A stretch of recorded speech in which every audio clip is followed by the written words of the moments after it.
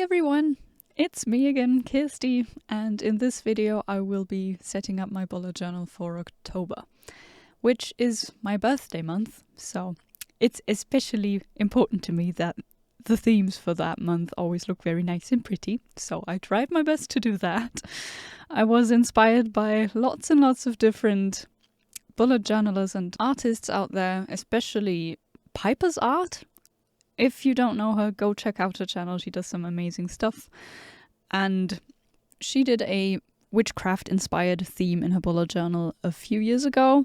And I don't know why, but I still remembered that particular setup when I set up my journal this year. So that was some huge inspiration. I'll try and link that video below. And also, I've read some very magical books recently. I read The Night Circus by Erin Morgenstern this summer, and it was purely magical. I loved it from start to finish. It's such a good book. And now I'm currently reading the Witchlands books by Susan Dennard. And those have a really cool magical system as well. So I'm all about magic at the moment, and I don't think I've ever done a magical, spooky, Halloweeny kind of setup in my journal ever. So I thought it was time that I finally did something that was magical. As I've mentioned in another video, I really love the look of a title page being completely covered in color. So I wanted to do that again for October just because it looks a little more, I don't know, it just has something very special to it. I don't know. So the main idea that I had for this setup was to have certain objects drawn in black and white and only in fine liners, and then have something magical burst out of those. And for my title page, that was two hands that are making some sort of spell, and out of those is where the magic would come out of. Did that sentence make any sense? I have no idea. But basically what I tried to do to make everything look magical, and so it's not just two hands in front of space or a very colorful sky, I added those little details like two silver rings and this little thread in between those hands, and then lots and lots and lots of sparkles and different stars, because that really makes up all of the magical aspect of this drawing. And I think it turned out really cool. It still looks a bit more like space rather than a spell coming out of the hands. I don't know. I think I succeeded to some extent, but yeah, it was really fun to draw it, and I'm really happy with how it came out. I did a very, very simple font for this whole setup. It's really just a very fat fineliner. I think this is the Micron 0.8 fineliner. And just scribbled out October in German, which is why it's written with a K. And yes, that's all there is to the fonts that I've done for all of this setup. It was just being loose and trying to scribble it out with a very fat fineliner. My next spread is my calendar spread, which you might already know by now, because every monthly setup is basically the same one every month, because I'm just happy with all of these spreads that I need, and I know which ones I need at this point in time. When I first started bullet journaling, it was a bit of a journey to find out what spreads actually worked for me and which ones don't, and over the past years I've certainly tried out different layouts and stuff, but recently, for the past 2-ish years, I've just stuck with pretty much the same setup all the time, because it just works for me the best. So back to this particular spread. I left some room on the right side for my illustration, and the object that I wanted to have magic burst out of for this spread was a book, which felt fitting given that I've read some magic stuff recently. And if you're a reader in general, maybe you can relate to the fact that books just feel magical sometimes, and if you open them, it feels like this. As if smoke, magical smoke, would be coming out of it.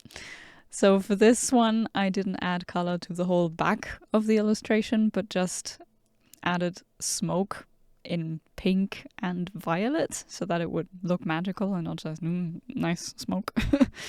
And to that smoke I added a bunch of little stars and some runes and letters so that it would make more sense that it's coming out of a book. And yes, I was pretty proud of that idea. I think it looks magical, and it is what reading feels like, to me at least, most of the time. Next up is my trackers spread. As you can see, I drew out all the little calendars for my habits trackers again, and on the right side I have these 2 long boxes where I can keep track of how much I sleep at night and how I was feeling on a specific day. By the way, this is really cool because I mentioned in the past that I keep a diary and I journal every single day, and it's just really cool if I look back through my old journals, because most of the time I just open up my tracker spread and see how I've been feeling throughout this whole month. And if there was one specific day where I felt off, like really bad or really good for some reason, those are usually those pages that I flip back to after that. So I can see, okay, on that specific day I didn't feel good. And then I flip to my diary section and can just see what happened on that specific day. And I will see why I felt bad or why I felt good. And it's just something that I've really come to love over the past few years.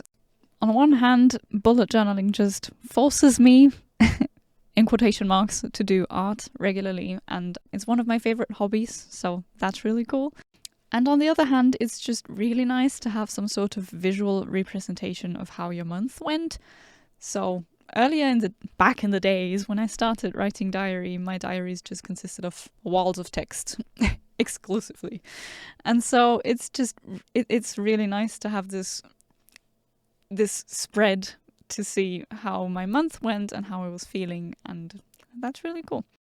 Now, decoration-wise, I added a little cauldron on the very left. The smoke that I drew was a little more stylized with these little bubbles, and of course there were the obligatory stars and sparkles, and as I had done for my cover page, there is a bit of blue added to the mix of violet and pink.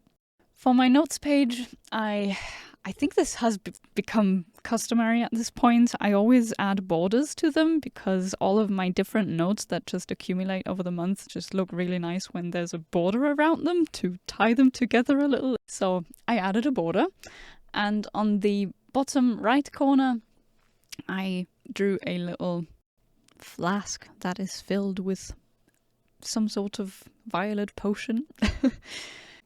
As for all of the other things that I drew in this setup, I started off with my Fineliner illustration and with the line art aspect of the design that I wanted to do, and then went in with my watercolors and added the color where it was due.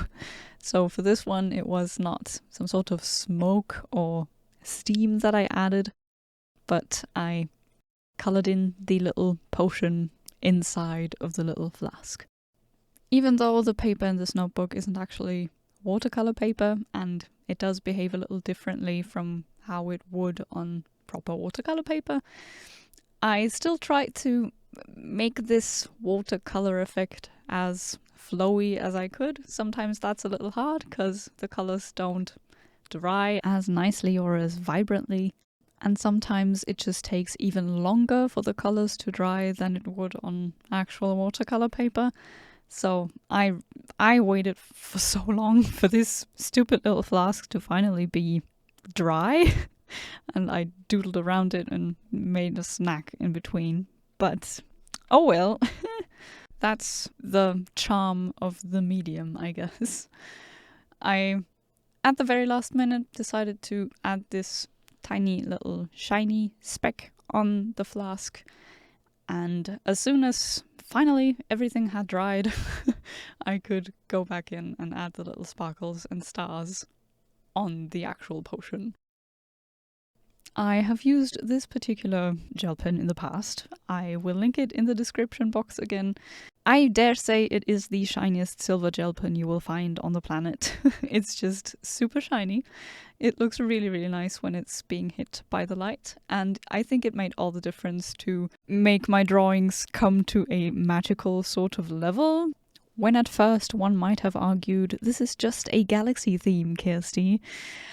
I dare say this gel pen made the difference and made my spreads actually look like they were supposed to be magical. My last spread is my weekly spread. Whenever I make my bullet journal videos, I feel like that spread suffers the most because I'm just burned out. Not burned out, but I just lack the motivation to do something that is really, really cool. I did something really, really cool in editing by just, I'm tapping the circles and suddenly they are filled in. But in terms of drawing, it was a little more minimalistic. But I think it was still a cool idea. So something that screams magic are black cats, and because I used to have 3 cats my own, which now happily live with my parents still while I have moved out, I am obsessed with cats, and so it was a perfect opportunity for me to bring a cat into my setup. And because I was lazy and didn't want to draw a whole cat, I decided to just draw its eyes, because it would look a little more spoopy. And instead of making its eyes very green or blue or brown, I just used the exact same colors that I did for all of the other spreads. And now this black cat is somewhere out in the dark at night and has violet eyes. Have you ever seen a black cat with violet eyes? I have not.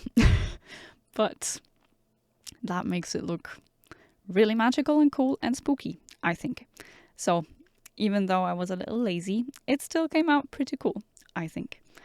I added my obligatory stars and sparkles and added the days of the week to the little bubbles. And with that, my weekly spread is pretty much done. And so is my whole monthly setup. That went fast. It's always really satisfying to see things that actually take hours in real life to be packed into 10 minutes or 12. Anyhow, that's it for my October setup. I hope that you enjoyed this video. Thank you so much for being here and for watching. I hope that you will also go back and watch one or the other of my older videos, even though they are not as perfectly done as this one, because I feel like I improve with every video that I do. So I appreciate you. Thank you for being here. I hope you have an amazing day wherever you are, and I will hopefully see you in my next video.